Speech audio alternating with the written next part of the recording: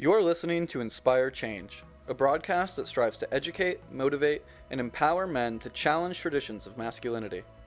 To guide us through the intricacies and intersections of emotions, relationships, and male identity is renowned psychologist, author, and speaker Gunter Swoboda.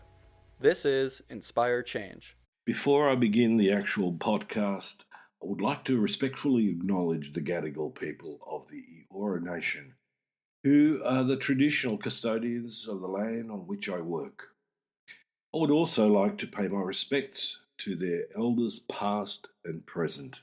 Welcome everybody to another episode of Inspire Change. I'm your host Gunter, and today we're going to delve a little bit more deeply into the roots of family communication and the surprising impacts of household chaos on adolescent mood. So buckle up.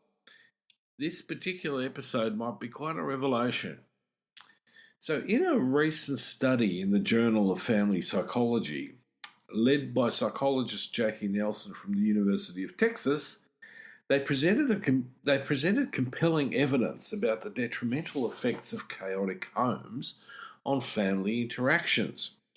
So if we put this in context, one of the big things, especially after the last episode of this podcast, I talked about, like kids in crisis and how we've got constantly an issue with kids' mental health. Well, this thing came across my desk quite timely fashion in that, we can talk about a lot of different variables that might impact on a child or a teenager's mental health.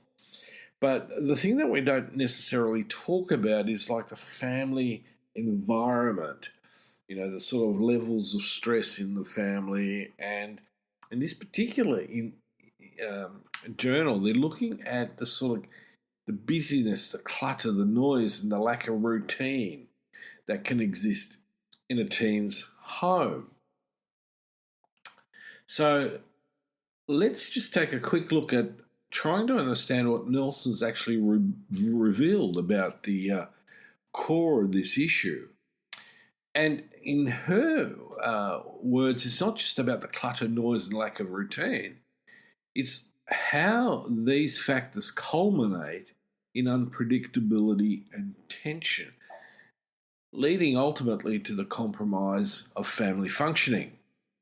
So let's take a look at this. Let's talk about stressful environments. Now, what are some of the impacts of this? Well, the first one that we get out of this article is how it depletes parents' regulatory abilities. And that is emotional regulation, first and foremost.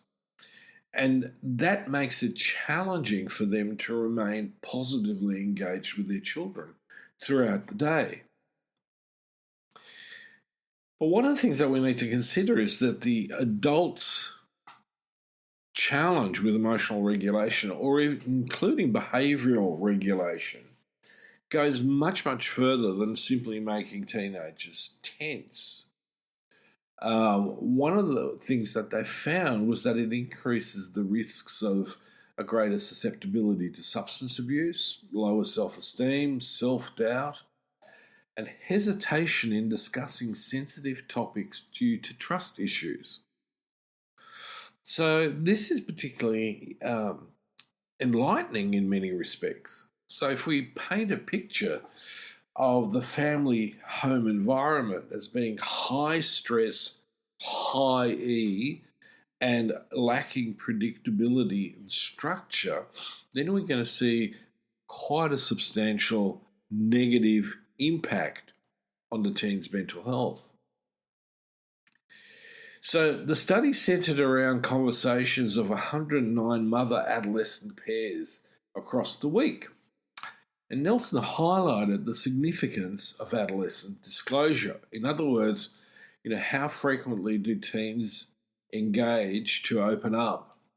And so by this, she refers to the information teenagers voluntarily share with their parents. And that, in particular, is essential for parental awareness. You know, the stuff that you want to know about what your kid's getting up to and what they're going through and how they're reacting to stuff around them. So think about it.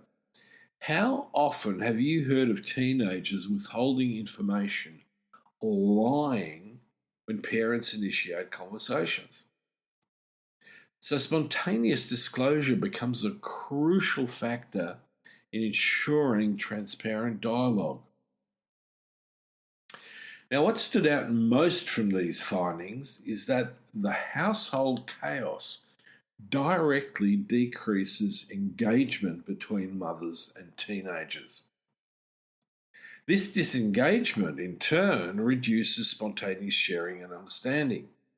In other words, the chaotic environments obstruct paths of connections. So you've heard me talk about, Dr. Mark Williams' work on the connected species. Well, here is a classic and fundamental example of this stuff at work. But there's also a silver lining, the part where we can inspire change. So what do we do to enhance communication and bolster relationships?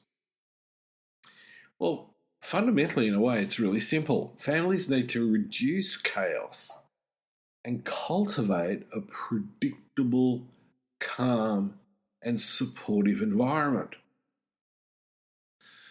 So the question is, how do you do that? Now, in my book, one of the things I talk a lot about, firstly, is that we need to form attachment relationships. We need to be available for our children to be able to have access to us, and obviously there's some restrictions around that because, we all have stuff to do, but it's the vibe that, in a sense, we give off at that point. So we also need to be consistent in our behaviour, and as well as with our emotional regulation, and we need to be consistent with our sort of expectations and values and opportunities that we have as a family to come together. So, out of this research, some simple things came about. So the suggestion is, so how do we enhance our predictable, calm and supportive environment? Well, firstly, they suggest to dine together at regular times. Now, I personally am a big believer in this. I think that meals, as much as possible, should be in a shared space. Obviously, breakfast, generally speaking, might be a bit of a runaround, but definitely dinner.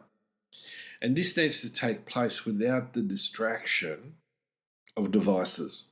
TV, music. This is a space where we really have the opportunity to open up together and share. There's also room to dedicate moments for family connections, possibly each evening. Now, again, if we're going to do dinner together, that's almost a given. But sometimes what we need is maybe a little bit more, like a family meeting once a week. And the other part of it is to prioritise regular family bonding moments. Remember those days before everybody hopped on TV, computers and other devices? We'd have a games night. You'd play Scrabble or Monopoly or something like that. So everyone in the family got invited around the table, and this is what we do. So it's really, in a sense, very simple, and that is that we establish consistent routines and dedicate time together that can bridge this communication gap. The study also made an interesting observation about gender dynamics. And this is probably going to be preaching to the converted, but girls generally shared more than boys. And there was a slight dip in adolescent openness as the week rolled on. So Nelson's ongoing research aims to explore communication topics between teens and parents and the dynamics influenced by family size and culture. So I'm really keen to wait and see what comes out of this, because intuitively I've got some ideas and I'll possibly share those as we go along. But the important thing is that we need to quieten our spaces down. You know, a large part of what I deal with in my practice with teenagers is parents who are overloaded, stressed to the max, and who essentially are like events coordinators with their teenagers or homework inspectors. And so there's not a lot of room to actually connect properly in an empathic and calm way. I mean, there's often two major hotspots. One is getting out of the house in the morning, and secondly, the afternoon, evening chaos of trying to get everything prepared, especially if you've got a teenager, but also you've got someone who's, a smaller child, a younger child. So, a lot of this stuff requires some intent, and it's not going to be easy. It's going to take some real thinking and planning ahead of time. And it also is useful in my book to involve the teenager in making some of those changes. Now, you may encounter some resistance in the beginning, but by and large, over time, I think this is going to yield some really positive changes. So the takeout here is that families can evolve and adapt. We can create the right spaces for communication. So let's take Nelson's study and put it into practice. Let's use that knowledge and let's create environments that ensure that our teenagers feel safe and understood and can open up to us. So on that note, let me thank you for joining me again today. And remember, harmonious households can lead to harmonious relationships. So until next time, inspire change and nurture bonds. Thank you for listening to Inspire Change, a broadcast that strives to educate, motivate, and empower men to challenge traditions of masculinity. For more information on the Making Good Men Great movement, or for individual or group coaching sessions with Gunter, visit makinggoodmengreat.com. For inquiries regarding broadcast topics or appearing on the show, email Miranda@noirtainment.com. That's Miranda at NOIRTAINMENT.com.